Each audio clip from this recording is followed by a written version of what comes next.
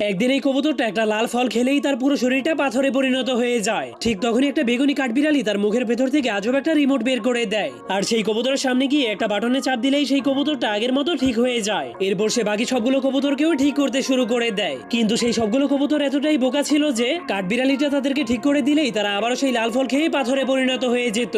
যা দেখার পর সেই কবুতরগুলোর ওপর অনেক রেগে যায়, কিন্তু তবুও সে দয়া মায়া করে তাদেরকে সেই জাদুময় রিমোট দিয়ে আবারও ঠিক করে দেয়। কিন্তু সেই পাগল কবুতরগুলো আবারও সেই ফল খেতে শুরু করে দেয়, যা দেখে মনে হচ্ছিল সবগুলো কবুতর সেই ফলের নেশা একদমই পাগল হয়ে গিয়েছে। এজন্য সেই বেচারা কাঠবিড়ালি তাদেরকে বাঁচানোর অনেক চেষ্টা করতে শুরু করে দেয়, কিন্তু সে তাদেরকে বাঁচাতে গিয়ে হঠাৎ করে একটা ফল তার মুখের মধ্যেই ঢুকে যায়, যার কারণে সে নিজেও পাথরে পরিণত হয়ে যায়। কিন্তু তার ভাগ্য ভালো হওয়ার কারণে একটা বেঁচে যাওয়া বোকা কবুতর সেই রিমোটের লাল বাটনটাকে লাল ফল মনে করে খাওয়ার জন্য সামনে যেতে শুরু করে দেয়। কিন্তু তখনই সে আসল ফল পাওয়ার পর সেই আসল ফলটাকে খেয়ে পাথরে পরিণত হয়ে যায়। এজন্য এখন সবাই পাথরে পরিণত হয়ে যাওয়ার কারণে তাদেরকে বাঁচানোর মতো সেখানে কেউই ছিল না। তখনই হঠাৎ করে সর্বশেষ